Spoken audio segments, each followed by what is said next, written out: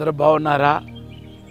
దేవుని యొక్క కృప మీకు తోడుగా నీడగా ఉంది కాబట్టి మీరు క్షేమంగా ఉంటారని రూఢిగా నమ్ముచున్నాను. ఒకవేళ ఏదైనా మీరు శోధన నుండి, కష్టం నుండి, ఇరుకు నుండి, సమస్యల నుండి ప్రయాణిస్తుంటే నేను ప్రవచిస్తున్నాను, మీ సమస్యలు మీ నుండి తొలగబోతున్నాయి. దేవుడు మిమ్మల్ని ఆశీర్వదించి గొప్పవారుగా హెచ్చించబోతున్నాడు. ఉన్నత స్థాయిలో కూర్చుండబెట్టబోతున్నాడు. మీరు తోక కాదు తలగానే దేవుడు చేయబోతున్నాడు.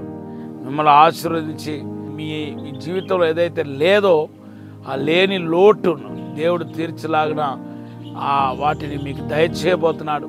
ఈరోజు దేవుడు మనకిచ్చిన వాగ్దానం ద్వితీయోపదేశ కాండం 28వ అధ్యాయం 1-2 వచనం. దేవుని బిడ్డారా, ఇప్పుడు మన వాక్యంలోనికి వెళ్తాం.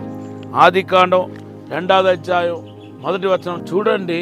దేవుడు ఆకాశాన్ని, భూమిని, తర్వాత గొప్ప సమూహమును దేవుడు సృష్టించాడని మన పరిశుద్ధ గ్రంథంలో చూస్తున్నాం.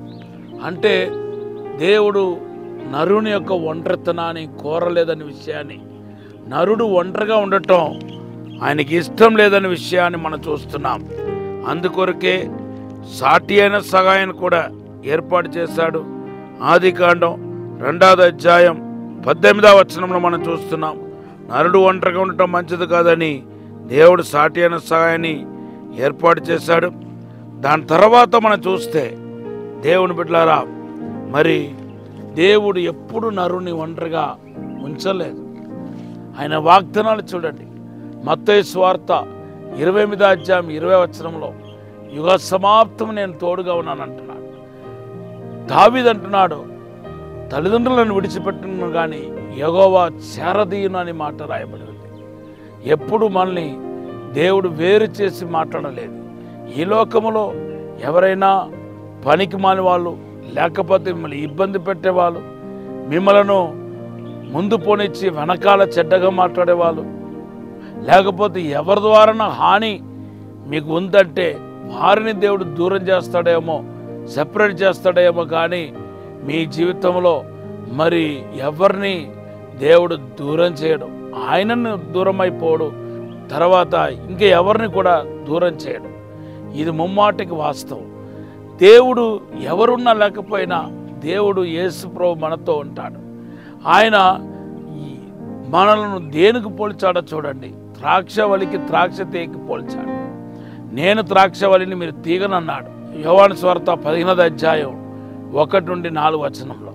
5వ వచనంలో ఏమంటాడంటే, మీరు ఒంటరిగా ఉండి ఏమీ చేయలేరు అంటున్నాడు. చూడండి, ఎప్పుడు ద్రాక్ష తీగ ద్రాక్షవల్లికి దూరంగా ఉండవు, వేరుగా ఉండవు.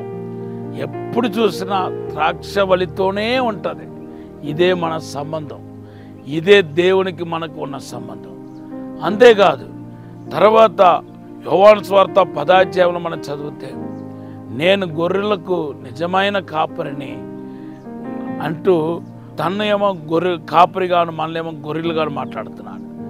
మీరు ఎక్కడైనా చూడండి, కాపరి ఎక్కడ ఉంటాడో అక్కడే గొర్రెలు ఉంటాయి, గొర్రెలు ఎక్కడ ఉంటుందో అక్కడే కాపరి ఉంటాడు.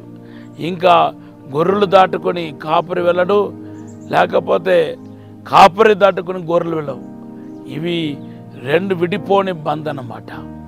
దేవుని బిడ్డలారా, ఆదరణకర్త అయిన పరిశుద్ధాత్మ దేవుని మన కొరకు పంపుతానన్నాడు. ఆయన పర్టికులర్ సీజన్లో కాదు, ఎల్లప్పుడూ మీతో ఉండుటకు ఆదరణకర్త అయిన పరిశుద్ధాత్మ దేవుని పంపుతానని యోహాను సువార్త 14వ అధ్యాయం 17వ వచనంలో దేవుడు వాగ్దానం చేశాడు. కాబట్టి ఈరోజు మరలా మీ అందరికీ తెలియపరుస్తున్నాను, మీరు ఒంటరిగా ఉన్నారని ఎప్పుడు అనుకోబాకండి.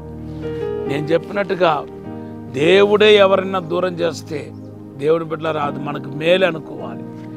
లేదు, ఎవరైనా దేవుడు మనకు పంపిస్తే మంచి వాళ్ళు, ఆత్మీయులు, మిమ్మల్ని ప్రోత్సాహపరిచే వాళ్ళని దేవుడు మీతో కనెక్ట్ చేస్తే అది దేవుని వల్ల కలిగింది అనుకోండి. ఇవి కాకుండా పరలోక సమూహం మనతో ఉంది, దేవుడు ఉన్నాడు, పరిశుద్ధాత్మ దేవుడు ఉన్నాడు. మీ లైఫ్లో ఏ కొరత రానియాడు. మీకు క్షేమం కలిగిన కాక ఒక చిన్న ప్రార్థన చేస్తాను.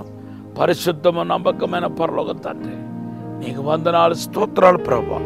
మీరే ప్రతి ఒక్కరిని ఆశీర్వదించి అసాధారణమైన అద్భుతమైన కార్యం జరిగించి వర్ధల చేసి పెంపొందింపచేసి సాతాను ఒక క్రియలను లయపరచమని, దురాత్మ క్రియల పారదోలమని తాక్కుమని యేసు నామములో అడిగి వేడుకుంటున్నాం తండ్రి. Amen. Have a blessed day.